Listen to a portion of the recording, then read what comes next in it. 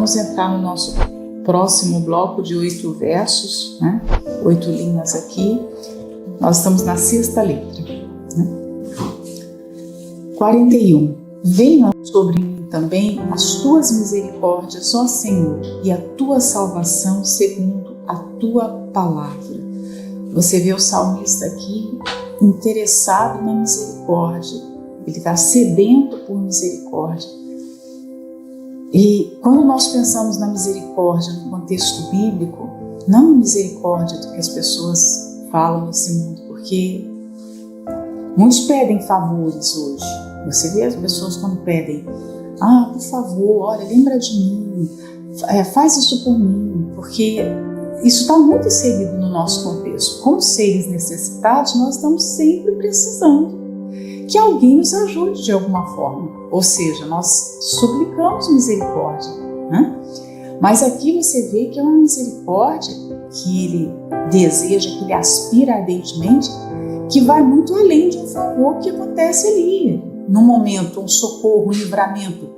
Salvação você pode entender quando está escrito na Bíblia salvação, você pode entender no contexto salvação da alma e livramento. Muitas vezes é a mesma palavra. É preciso entender o contexto para você ver que tipo de salvação que está em questão. Então, muitas vezes nós pedimos salvação de algum problema, de alguma situação. Mas essa misericórdia que o salmista fala e associa a salvação, que está no final do verso, é uma misericórdia que só Deus tem para oferecer, nenhum ser humano tem. Por exemplo, nós temos uma caminhada de fé, a gente tem uma jornada com Deus. No final dessa jornada, um dia nós estaremos diante dele. A palavra vai se levantar. Essa palavra que nós lemos, que nós amamos, cremos, essa palavra justa um dia vai se levantar.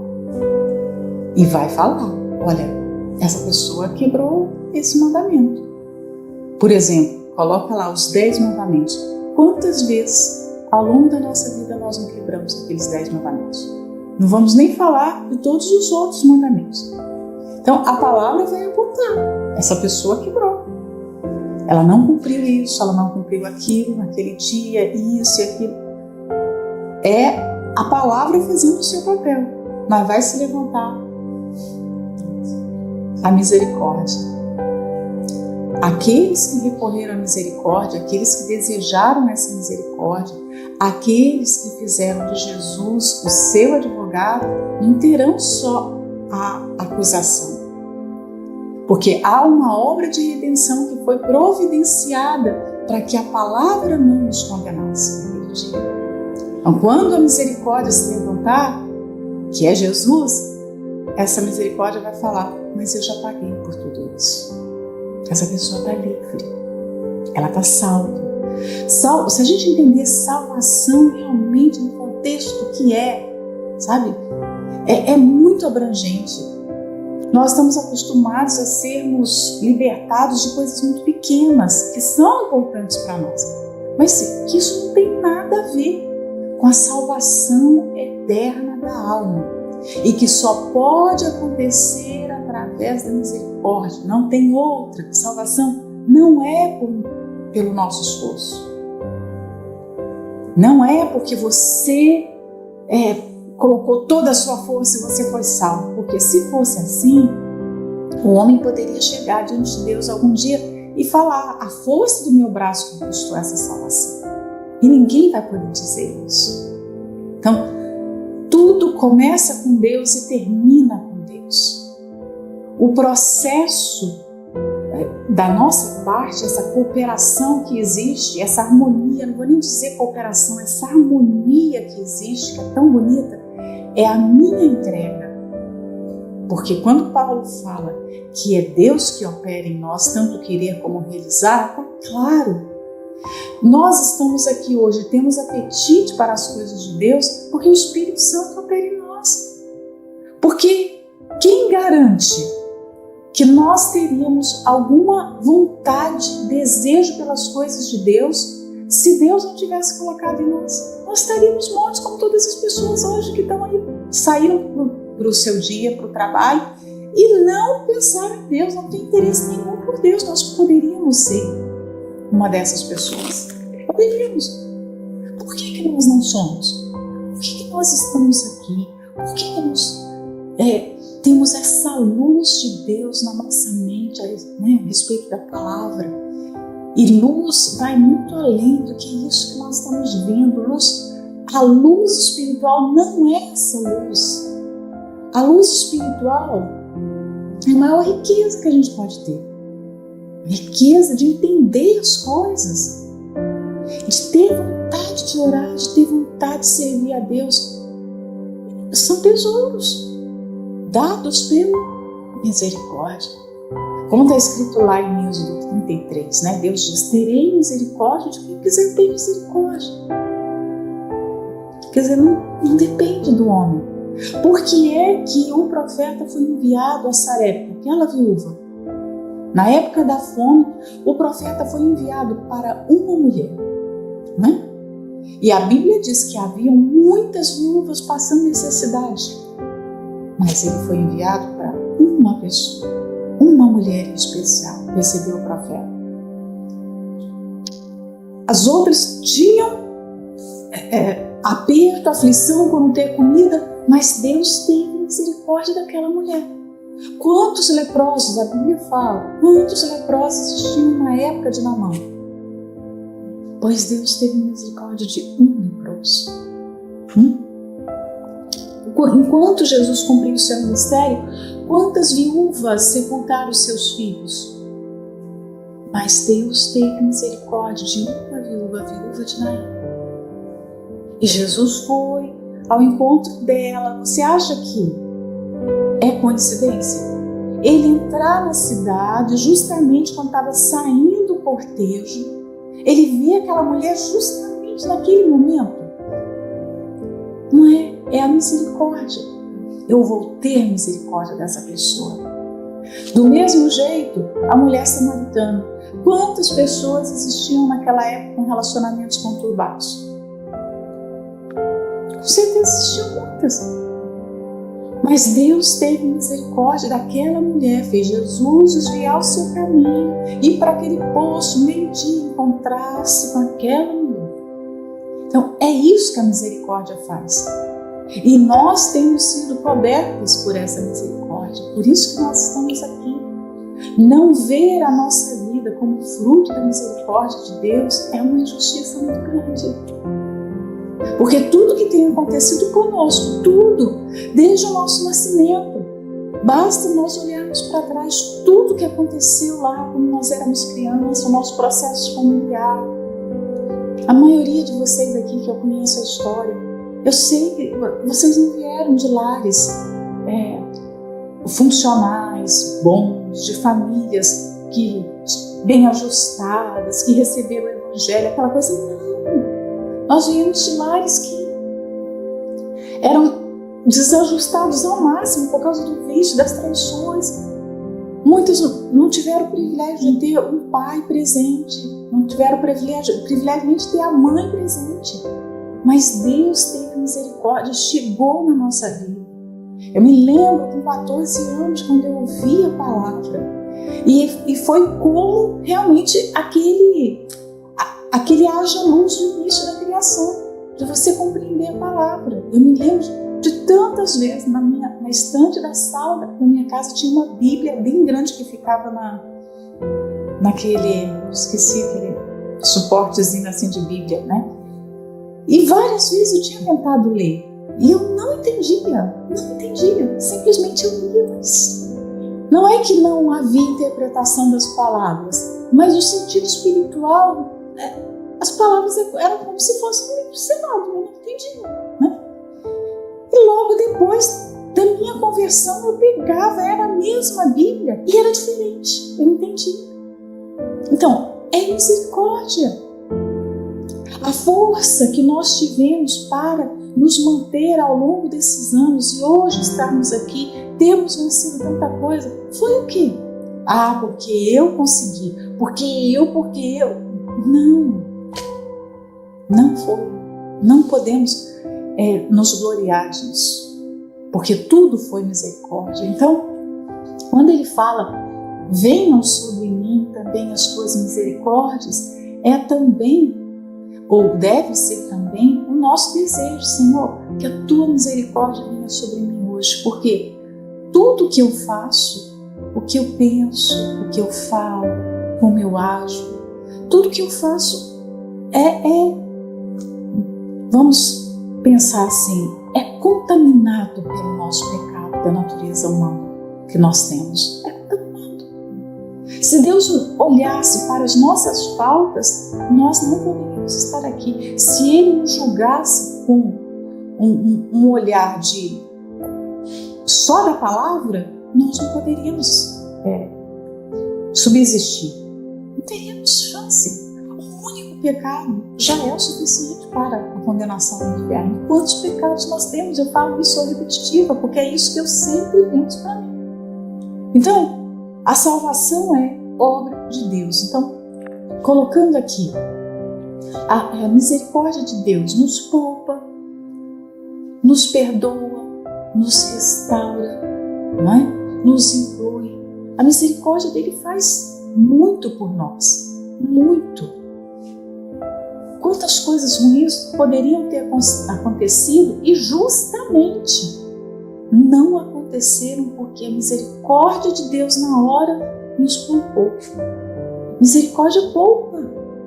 Nós não temos noção de quantas vezes nós já fomos poupados, os nossos entes queridos já foram poupados. Por quê? Porque nós éramos bons? Porque nós éramos boas? Não. Porque houve misericórdia. A misericórdia de Deus nos restaura. Às vezes há uma ferida, há uma chaga, há um mal ali que seria para a morte, mas a misericórdia de Deus nos alcança de tal maneira que restaura.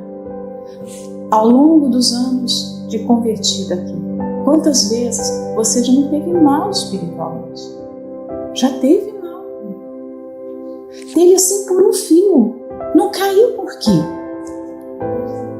A misericórdia que sustentou, que restaurou, que fez hoje você olhar para trás e falar assim, Senhor, olha, quase que os meus pés se resvalaram, como disse Asaf.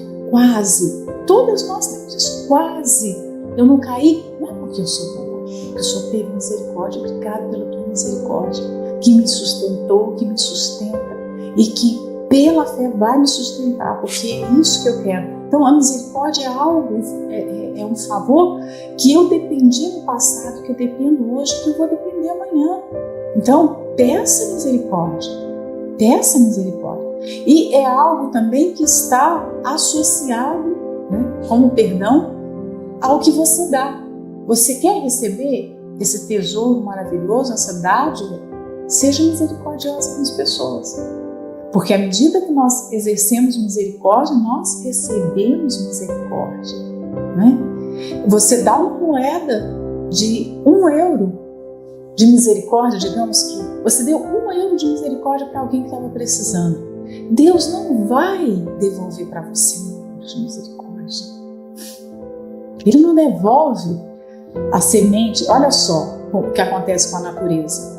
Você come uma maçã, mas dentro, ela é só uma maçã, mas dentro da maçã nós encontramos quantas sementes? É Deus, a sua generosidade, né? Você encontra muitas sementes. Você planta aquela semente, quantas maçãs estarão dentro daquela semente? Quem pode calcular? Porque nasce uma árvore, daquela árvore trocentas e trocentas maçãs enquanto a árvore existir, e dentro daquelas maçãs muitas sementes dentro daquelas sementes. Esse é Deus. Então você dá €1 de misericórdia, você não tem noção da misericórdia que você vai receber.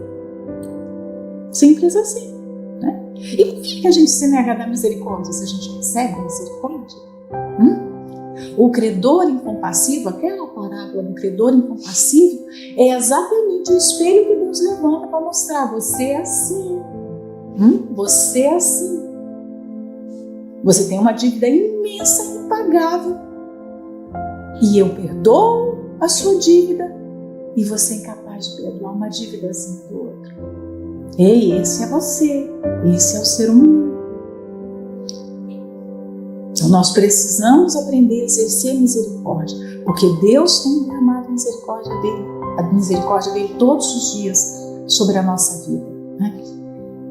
Então ele associa aqui na frase, depois da vírgula, a misericórdia à salvação, né? E a salvação segundo a palavra. A palavra de Deus promove a salvação. Por isso que deve haver em nós esse desejo sempre de nos alimentarmos da palavra. Acho que é Efésios, eu tinha marcado uns versículos aqui, acho que é Efésios 1,13 que fala sobre, eu tinha na cabeça, mas não fui lá buscar, que fala da palavra que gera salvação. Tiago também fala isso, acho que é 1,18, fala da palavra que gera salvação, né? Ou seja, o Senhor Jesus providenciou a obra de redenção. Tá? O seu sangue é a expiação. O sangue dele aspergido em nós nos purifica dos nossos pecados. Mas para praticarmos a palavra, para obedecermos a ele é a palavra, nós precisamos ser regenerados por essa palavra. Nós precisamos ser transformados por essa palavra todos os dias. Então a palavra, ela é o alimento, mas ela também é o quê? Ela nos alimenta, né? Porque quando você pega uma criança, ela é formada no ventre materno, ela está sendo gerada, ela está ali tendo os seus órgãos internos, né? O pulmão, o fígado, os rins, ela é uma substância pequenininha, né? Células pequenas, e ali vai formando. Quando nasce, ela ainda precisa ser alimentada, né? O processo da vida não acontece só dentro do ventre. A criança sai, mas todo aquele desenvolvimento vai continuar do lado de fora. Só não tem o cordão umbilical, mas vai precisar ser nutrido e alimentado todos os dias, né? Então a palavra é esse agente. Jesus foi formado, está escrito lá, acho que é Atos ou é Lucas que fala que Jesus foi formado no ventre de Maria, através do Espírito Santo, da palavra. Então Jesus forma pessoas hoje pela palavra, e ele dá essa vida através da palavra. Quer ter vida? Nós tomamos café agora de manhã, estamos aqui hoje porque a gente tomou café, né? E comeu ontem, e comeu antes de ontem, e comeu. Você lembra o que você comeu na semana passada? Pode não se lembrar, mas aquela comida é responsável pela força que você está tendo de ficar de pé hoje, não é? Eu posso, às vezes, não me lembrar do que eu comi, às vezes não vou me lembrar do que eu comi no ano passado, mas tem alimento, tem nas minhas células, tem parte daquele alimento. Na minha pele, nos meus pulmões, no meu cérebro, tem resultado daquela comida que eu comi no ano passado. Então assim acontece também com a palavra de Deus. O que nós alimentamos ontem, o que nós alimentamos uma semana atrás, um ano atrás, 10 anos, eu não sei, né, como acontece esse processo. O que fica da palavra em nós e vai sendo gerado. Imagina que o corpo físico dá trabalho. Você já parou para pensar o quanto é trabalhoso você manter o seu corpo? Você tem que tomar banho todo dia, você tem que escovar dentes, tem que pentear cabelo, você tem que limpar ouvidos, tem que tirar pelo. Não é assim? Então, as mulheres, mais cansativo ainda, né? Dá trabalho, todo dia a mesma coisa, você tem que arrumar cabelo, você tem que cuidar da pele. Isso, eu estou falando de coisas básicas, né? Você tem que se exercitar, você tem que tomar água, você tem que tomar sol, você tem que pensar na postura que você senta, porque senão você fica com o seu corpo doendo. É tão trabalhoso. Aí um dia desse eu pensando nisso, eu falei, puxa, se o corpo dá todo esse trabalho, e a alma, hein, que é eterna? Porque se o corpo, que é só um vasinho de barro, já tem essa demanda, essa exigência, imagina manter a sua alma em dia. Dá muito trabalho, não é? Você precisa se envolver no cuidado da alma, e é o que as pessoas não pensam. Então, se alguém que não cuida do seu corpo se torna aparentemente muito feio, O que acontece muitas vezes com um morador de rua que não tem acesso ao banheiro, né? Uma casa de banho para ele fazer sua higiene, ele não tem uma casa para se cuidar, para se alimentar corretamente, aí o cabelo cresce, a pele fica grossa, as unhas ficam tudo. O que acontece com o morador de rua? Ele fica com uma aparência feia, não é? Então o que acontece com a alma quando as pessoas não cuidam dela? Imagina, nós estamos de repente observando alguém que é bonito fisicamente, porque cuida do corpo, porque cuida da aparência, mas os nossos olhos não conseguem ver a alma que está dentro daquele corpo, que deve ser um contraste enorme. A alma deve ser horrível. Porque se o corpo fica feio sem cuidado, às vezes o corpo, você já deve ter visto uma pessoa que ficou muito tempo sem tomar banho, sem um náufrago, uma pessoa assim, você nem lembra, você vê a foto dela e olha, você não associa, parece uma outra pessoa. Assim são as almas hoje, as pessoas que não têm acesso à palavra. Então a palavra nos limpa, a palavra nos embeleza. Eu ouvi uma frase, deixa eu ver se eu me lembro, que eu gostei tanto, né? Foi numa série e essa menina, ela era cega. Então acho que era a tia dela falou assim, então, fulano, acho que era Maria, o nome dela. Pode ser que você pode confiar em mim. Eu vou ser os seus olhos. Eu vou falar para você tudo que você precisa ver. Eu vou apontar para você o que você precisa ver. E eu falei, poxa, a palavra de Deus é essa tia aí, que é os nossos olhos para Deus. Ela, né? Eu vou falar para você tudo que você precisa ver. Você não consegue ver sozinho, mas eu vou falar para você tudo que você precisa ver. Confie em mim. Né? E a palavra fala. Ela mostra o que nós precisamos ver.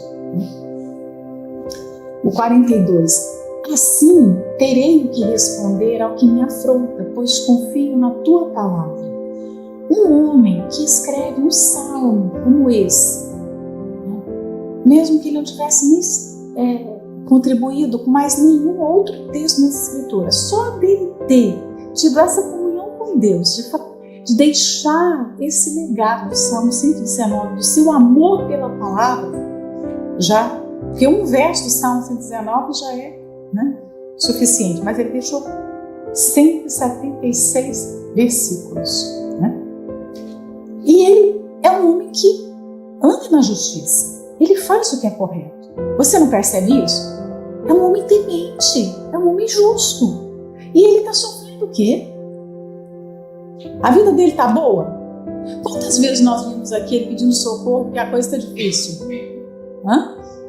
Então, praticar a justiça, andar na verdade, ser correto, ser temente a Deus, não vai nos livrar de passar problemas, não vai nos deixar isentas de passar dificuldades. Nós passaremos. Esse homem, vez ou outra aqui, nós vamos ver ele comentando. É como ele está abordando aquele tapete, como eu falo para vocês, ele põe a agulha com a linha de cá, depois ele vem aqui, ele vem ali, ele coloca o verde, ele coloca o branco, ele coloca o cinzento, ele coloca o preto, não é? Se ele coloca o amarelo, ele coloca azul, porque ele tem na sua vida, a sua vida é entremeada, digamos assim, de situações. Ele tem dias muito difíceis. Então, ele anda na verdade, mas olha, ele está falando que ele está deixando bem claro que ele está sofrendo um processo de injustiça. Ele está sendo afrontado, né? Nós não sabemos por quem, mas é um processo que causa dor. Por isso ele leva a Deus a situação. A afronta é motivo dele recorrer ao Senhor para pedir ajuda. E aí você pensa assim, poxa, se um homem tão justo, que ama tanto a palavra de Deus, sofre um cerco como esse, de ser afrontado, né, e de pedir ajuda, o que sobra para a gente? Não é? Porque você consegue se colocar no mesmo patamar de amor, de temor, de justiça desse homem? Eu não consigo. A gente olha e deseja, você aspira, mas falar que eu cheguei, não cheguei. Eu estou no caminho, como diz Paulo, consigo, eu estou caminhando, estou lutando. Mas ele está cercado, e você vê que as pessoas que o cercaram querem silenciá-lo, porque ele pede para Deus poder para poder responder. Ou seja, ele está cercado, ele está sendo afrontado, ele está sendo castigado pelos problemas, pelos inimigos, e a sua palavra está sendo o quê? Estou sem poder ter o que falar, Senhor. Então, me ajuda a ter o que responder. Então, ele está fazendo de Deus a sua defesa. Ele até poderia se defender, mas sozinho ele sabe que ele não vai conseguir. Então, ele pede aqui, com o Senhor, com a tua palavra, com a tua misericórdia, vamos buscar o que está na linha anterior. Com a tua misericórdia, com o teu favor, com o Senhor e com as tuas virtudes, com as tuas dádivas, eu terei como responder. Sem Deus, ninguém tem como se defender de nada. Deus, e somente Deus, é a defesa do ser humano. Todas as vezes que nós passamos por uma situação e que há um desejo pessoal de tomar as rédeas e ir lá e provar, não é isso, é assim, é assado, nós deixamos, em outras palavras, nós tiramos Jesus da sua missão, do seu papel, do ser nosso advogado. O Senhor não sabe fazer o trabalho, eu sei fazer melhor do que o Senhor. É como Sara oferecendo Agar para Abraão. Olha, tem uma promessa, realmente Deus falou que ia dar um filho, mas ele deu a promessa e não falou como é que ia cumprir. Então deixa eu cumprir essa promessa, deixa eu dar uma mãozinha, eu vou cumprir a promessa. Ele falou que você seria pai, não falou que eu seria mãe, então deixa eu cumprir a promessa, não é? Muitas vezes nós também fazemos isso. O Senhor, eu falo tantas vezes, o Senhor é minha justiça, mas quando chegar de confiar e provar essa palavra, experimentar, como eu disse, nós precisamos ler a palavra e falar assim, essa palavra foi provada e experimentada, eu sei que essa palavra é verdade. Então nós passaremos situações para a gente colocar, eu já provei isso aqui é verdade. Ou senão vai ser só teoria. Nós vamos sempre diante de uma situação, tomar as rédeas daquela situação e fazer a nossa justiça. E a nossa justiça, gente, é trapo de imundícia perto da justiça de Deus. A nossa justiça é a bandagem do leproso. Vamos pensar assim? O leproso, quando tem aquelas feridas podres, mal cheirosas, ele não coloca aquelas bandagens assim? Então, a nossa justiça é aquela bandagem que ele tira, que está podre, que tem que jogar fora, que não dá para usar mais. Nossa justiça é isso. Quando nós vamos nos defender sozinhos, nós estamos tomando, essas bandagens e olha, me aceita. Quem vai aceitar isso? Ninguém vai aceitar, né?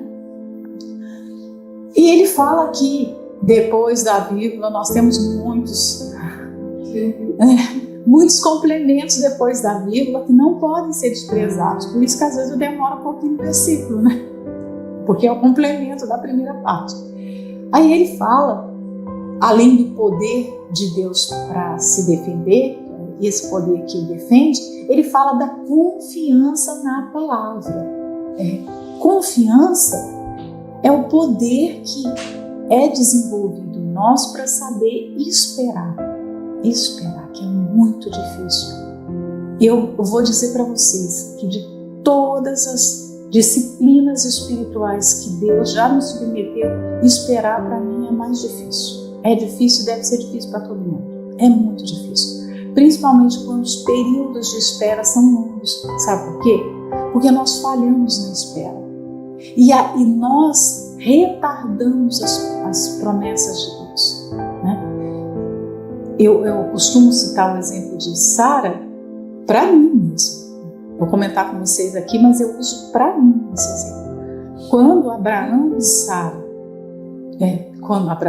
não. Abraão teve Ismael, que ele teve foi com Agar, não foi com Sara. Abraão tinha 86 anos. Deus o tirou de Ur dos Caldeus com 75 anos. e fez a promessa de fazer dele pai de numerosa nação. Pai exaltado, o nome dele era Pai Exaltado, depois ele se tornou pai de muitos filhos, né? E ele carregou esse nome por muitos anos sem ter nenhum filho, né? Ele foi carregando. Então ele tinha a promessa, ele só tinha a promessa, ele não sabia como é que isso ia acontecer. E Sara, quando deu a sugestão para Abraão de se deitar com Agar, Abraão tinha 85 anos e Ismael nasceu com 86 anos. Ou seja, desde que ele se converteu, que ele começou a caminhar com Deus, até aquele período se passaram 11 anos. Talvez a grande promessa de Deus com respeito a Isaac estivesse já pertinho de se cumprir. Não, talvez. Isso aqui é só um pensamento, não está escrito. Mas nós vemos que demorou 25 anos para que ele tomasse nos braços de Isaac. Mas pode ser que não demorasse tanto. Se não tivesse aparecido uma sugestão no meio do caminho, desastrosa, né? Porque a sugestão de Sara foi terrível. Então, ela fez com que aquele tempo se tornasse ainda maior e fez também que o tempo se tornasse muito difícil. Porque antes, ela só tinha um problema, não ter o filho. E com a sua ideia, ela passou a ter outro problema. Antes, ela tinha uma serva e ela passou a ter uma rival agora. A mulher que antes ajudava Sara com as roupas, ajudava com a comida, limpava a tenda, agora desprezava completamente. Agora eu sou senhora, agora eu tenho filho. Eu deitei com Abraão e tenho filho dele e você. Né? Imagina o inferno que se tornou a vida de Sara. Então, por não saber esperar, nós provocamos muitos problemas e nós retardamos a promessa de Deus. Não é que Deus vai ser infiel, ele sempre será fiel, independente do homem, né? Deus não pode mudar a si mesmo, ele não pode se tornar infiel, ele não pode ser injusto, ele vai ser sempre fiel. Mas essas promessas que talvez estariam ali, tem um tempo, esse é o tempo, mas você atrapalhou o projeto de Deus. Não é que nós frustramos, mas nós retardamos. A Bíblia fala claramente que nós retardamos promessas. Então, cada uma de nós aqui vive um tempo e uma espera. Você vive uma espera, talvez. Não sei se existe algum ser nesse mundo, assim, algum cristão que não está esperando por alguma coisa. Eu acho que todo mundo espera, não é? Tem aqui alguém que não está esperando nada, que tudo que você pediu já se cumpriu? Tem alguém? Será? Tem essa curiosidade, né? Então, nós esperamos. E todo o processo de espera é difícil. E enquanto a gente espera, é preciso confiar. E espera é isso, você confiar e suportar o processo, que não é fácil. Sara não suportou o processo. Ela não suportou. E você vai ver que ela morre nova ainda, 120 anos.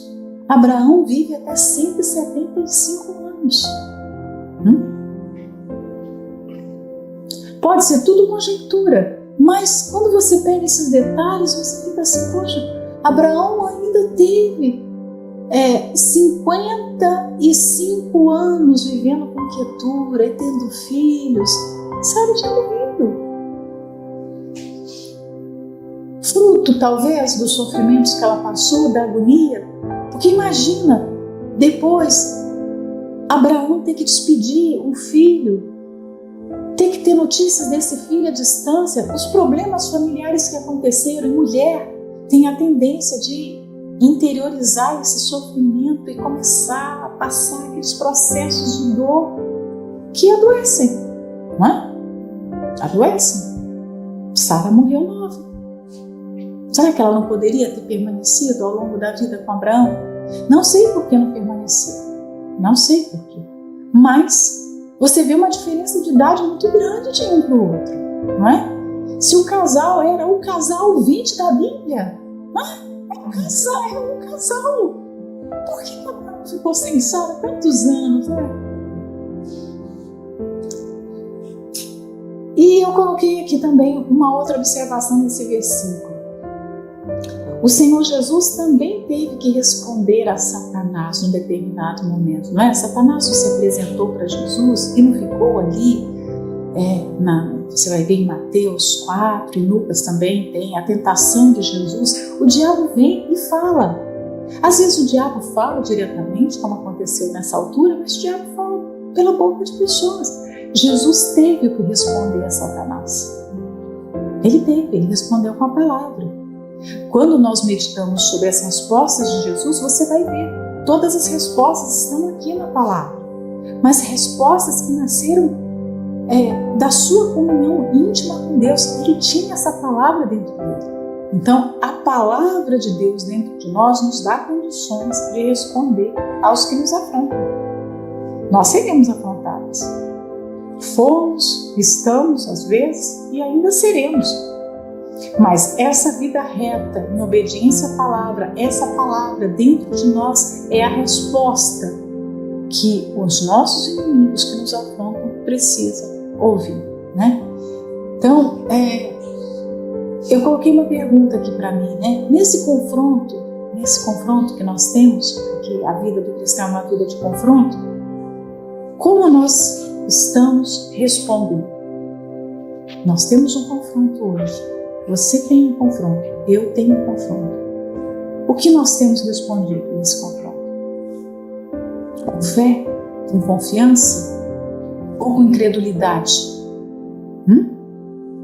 Quando o Senhor Jesus ressuscitou e apareceu para os seus discípulos, lá está em Marcos, eu acho Marcos 16:14. Esse versículo é forte, vamos ver, tomara que seja. Marcos 16:14, quando Jesus... Vamos ver. Repreende, censura os discípulos por causa da incredulidade. Finalmente apareceu aos 11. Ele antes tinha aparecido para quem? Para quem? Só para uma mulher. Para Maria Madalena. Agora, ele apareceu para os seus discípulos, para os 11. Judas já não estava mais lá, né? Estando eles assentados à mesa, e lançou-lhes em rosto a sua incredulidade e dureza de coração, por não haverem crido nos que o tinham visto já ressuscitado. Jesus ficou triste e deixou bem claro para eles: vocês falharam. Falharam, sabe por quê? Porque eu ressuscitei. Depois de ter falado isso, porque Jesus tinha falado para os discípulos que ia ressuscitar, não era novidade. Não é algo que, eu nunca ouvi sobre isso. Não, vocês sabiam. Eu falei que eu iria padecer, que eu iria ser entregue nas mãos dos pecadores, que eu iria passar 3 dias morto, sepultado, mas que no terceiro dia eu iria ressuscitar. Os discípulos acreditaram? Mas alguém viu, chegou lá e contou. Pedro tinha saído correndo, foi também no sepulcro.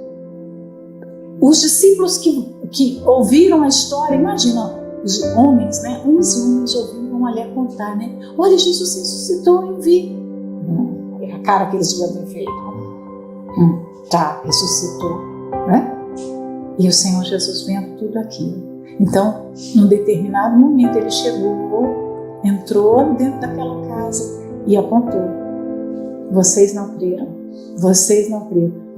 Vocês não creram na minha palavra, vocês não creram nas palavras das pessoas que eu mandei avisar. Vocês não creram. Então, nós precisamos entender que no processo de espera o nosso coração está sendo testado.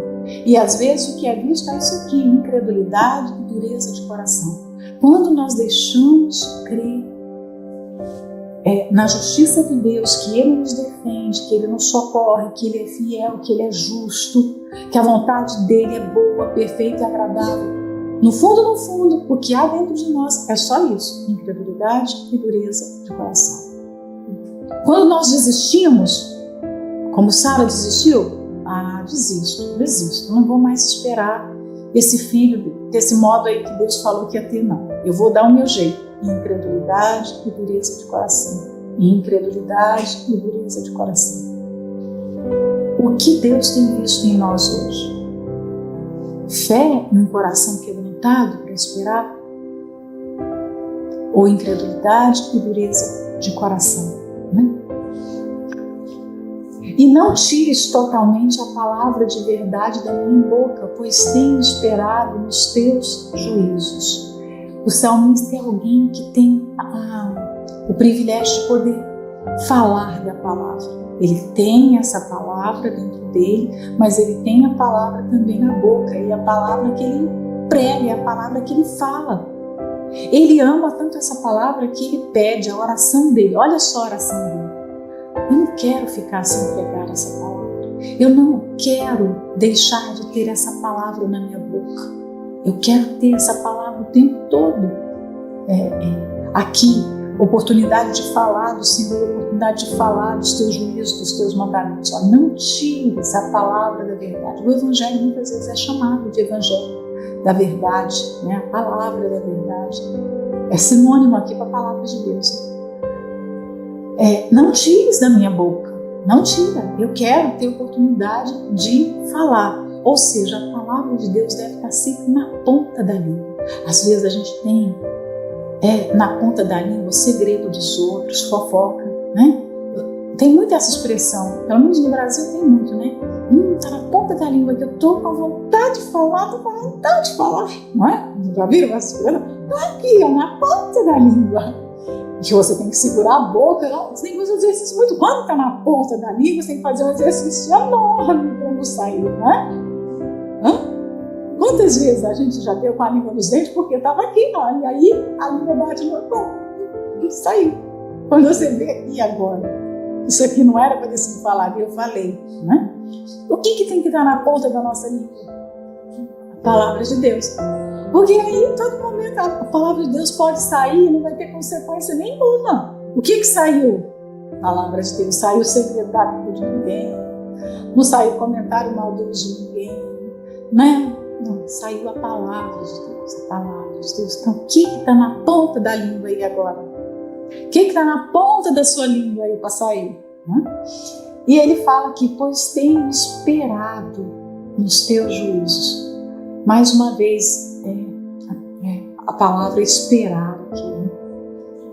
Quando a gente espera, quando nós nos submetemos ao processo da espera, a nossa confiança ganha maturidade. Uma confiança novinha, uma confiança que acabou de ser formada é uma coisa. Uma confiança de quem caminha com Jesus há 40 anos é outra coisa. Uma confiança madura, né? Uma confiança de quem caminha com Deus 60 anos. Poxa, quantas lutas, quantas vezes Deus mostrou a sua fidelidade, a sua bondade. Então essa pessoa amadureceu a sua comunhão com Deus num nível que ela não duvida dele. Tem um relacionamento por detrás daquela confiança, não é? É a mesma coisa de um casamento de 1 ano. O marido fala, a esposa vai lá e pergunta alguma coisa, você fez isso? Ele vai dizer, não fiz. Ela está caminhando com ele 1 ano. Ela confia, mas ela caminha só de 1 ano. Mas se tem 40 anos, 50 anos, aquele homem, ele desfruta de ele tem um estofo ali. São 60 anos. Se ele falar que ele não fez, poxa, a esposa, né? Ela pode confiar. Ela tem uma história junto com aquela pessoa. Então, o mesmo acontece na nossa caminhada com Deus. Você caminha com Ele e a partir dessa caminhada, poxa, Ele já te deu provas de quem Ele é, de como Ele age, que Ele nunca em momento algum nos desampara. Não é o que está escrito lá em Isaías 43? Nunca em tempo algum te desamparará. E não temas, né? Se a Bíblia fosse só Isaías 43, né? Isaías 40 também, maravilhoso. Mas se fosse só aquilo, né? Não temas. O único não temas de Deus já seria o suficiente para a gente se agarrar a mão dele, segurar ele e não soltar nunca mais. Nenhum mal vai acontecer. Você pode entrar no pior fundo do poço, você pode cair num abismo. Vamos lá, o Salmo 139. Se no abismo está a minha cama, eu sei que Deus também está ali. Ele está ali. Né? Isso é confiança. Então, a nossa confiança tem que amadurecer, crescer, ao ponto de você não duvidar de Deus em momento algum. E quem confia ora, porque ele está orando, aqui o salmista está orando. Né? Quem confia continua pregando. O que nos dá a capacidade de continuar servindo, de continuar orando, de continuar pregando, não é porque todas as minhas orações foram atendidas e a minha vida está perfeita do jeito que eu gostaria. Não. É a minha confiança em Deus. A vida de Paulo, você vê aqui a carta que Deus fala lá, a epístola que Deus ordena a felicidade com mais veemência, né? Porque está lá, está na Bíblia, sobre a alegria. Mas em nenhum outro texto bíblico fala-se mais sobre alegria do que a carta de Filipenses. E Paulo estava preso. Então ele não tinha uma vida, digamos, a minha vida está perfeita, eu posso falar sobre isso, posso falar sobre alegria, eu posso falar, né, sobre se regozijar, porque olha só como está. Não, uma masmorra. Mas ele está pregando sobre alegria. Então, quando nós confiamos em Deus, a nossa vida de serviço não depende do que está acontecendo à nossa volta. Não depende de que tudo esteja em perfeita ordem. Então eu vou falar de Jesus, eu vou servir Jesus, eu vou continuar o ministério. Não. Por mais confiança é isso. Ainda que do lado de fora nada esteja bem, eu continuo servindo. Eu permaneço na santidade. O 44 fala: assim observarei de contínuo a tua lei para sempre e eternamente. O céu começa aqui na terra. Essa é uma frase muito verdadeira. Embora seja repetida muitas vezes, mas é muito verdade. Ele fala, esse versículo prova isso, olha. Observarei de contínuo a tua lei, observarei aqui na terra e eternamente. Ele faz um voto de que para sempre, por toda a eternidade, ele vai amar e ele vai cumprir essa palavra, observar essa palavra. Então, o céu, o amor pela palavra, o amor por Deus, a comunhão com Deus, deve existir aqui, para que ela exista na eternidade. Se não existe nada aqui, a pessoa não tem prazer em participar de um culto. Ela não tem prazer de dedicar a sua vida a Deus aqui, como é que ela vai querer ficar no céu fazendo só isso, né? Então, ele fala de uma vida dedicada a Deus sem interrupções, né? Assim, observarei de contínuo. Para mim, essa palavra contínuo aqui é a chave dessa frase. Não vai ter uma interrupção, não vai ter um lapso, não vai ter um dia que ele vai deixar de ser. Gente, que alegria, né? Poder falar, por exemplo, eu me converti com 14 anos. Desde esse dia eu venho todos esses anos de contínuo, observando a palavra, obedecendo a Deus, vivendo para Ele. Eu sei que muitas pessoas de repente têm na sua caminhada um processo de ter se afastado, ter caído, mas até nisso, né, você aprendeu, você tem as suas experiências, você tem suas cicatrizes, né, para olhar, se lembrar, tá aqui a marca, eu caí, tenho essa lembrança.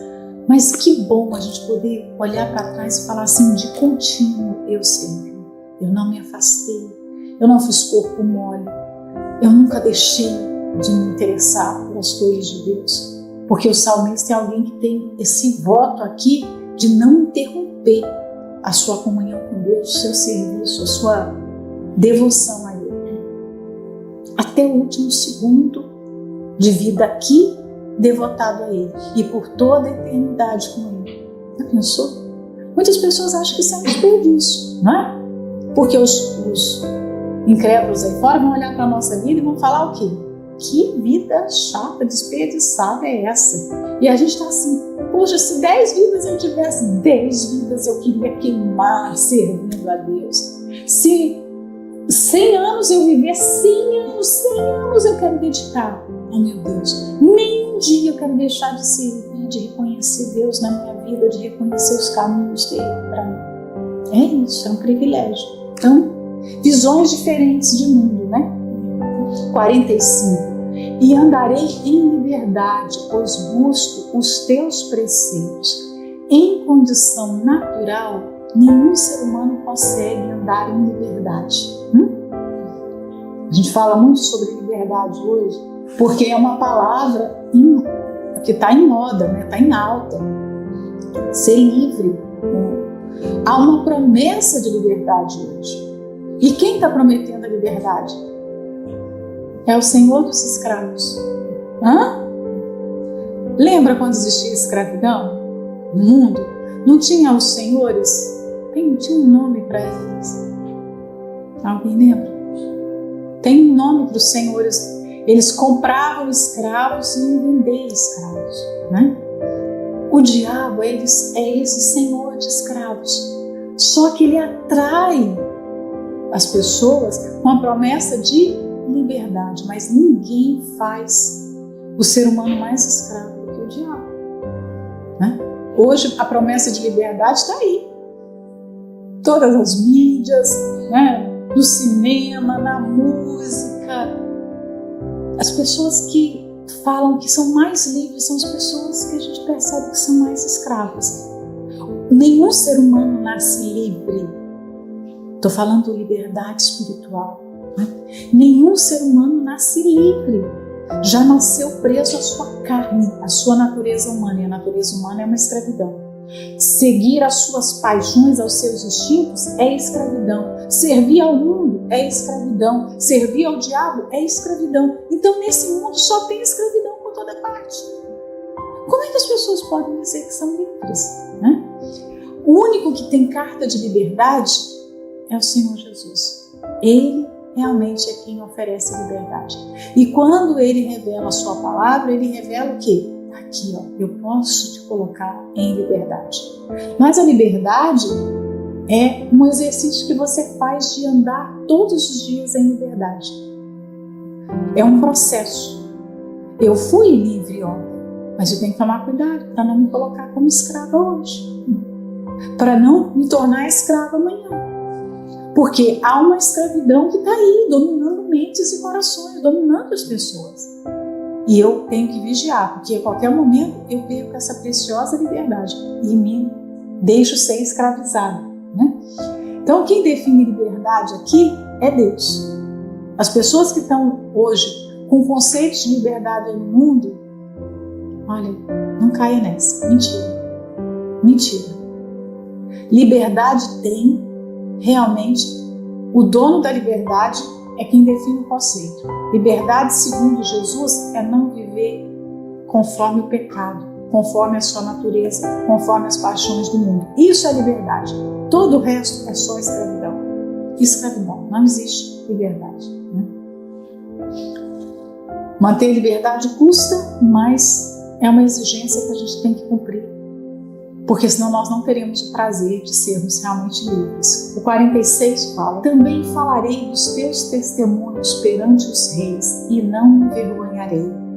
Um homem que é verdadeiramente livre é o homem que conhece a palavra e que vive segundo a palavra. E esse homem não tem vergonha de falar da palavra. Não importa qual público, porque aqui o público que ele coloca é o quê? Reis, pessoas importantes. Às vezes, há vergonha de se pregar na fila do supermercado, uma pessoa que é igual a nós. Há vergonha de se abordar alguém para dar um folheto, para falar, entregar um jornal, para falar sobre a esperança que há em Jesus de uma nova vida, né? Mas esse salmista aqui, por causa dessa comunhão que ele tem com Deus, ele se coloca realmente como um trabalhador útil. Eu vou falar, né, os teus testemunhos. Testemunhos aqui significa palavra. Lembra todas as palavras que são sinônimos de, né, palavra? Estatutos, testemunhos, juízos, preceitos, mandamentos, lei, tudo é palavra. Ele se compromete: eu vou falar dessa palavra, ou eu falarei dessa palavra, né? Perante reis, e não me envergonharei. Por que o homem tem essa tendência de se envergonhar das coisas de Deus, né? às vezes na escola, tem vergonha perante os colegas, perante a classe de falar, não, eu sou cristã, eu creio nisso. Não, isso que foi falado é errado. Quem somos nós para termos vergonha da palavra, para termos vergonha de Deus? Já parou para pensar? Quem é o homem para ter vergonha de Deus? Mas ele sente.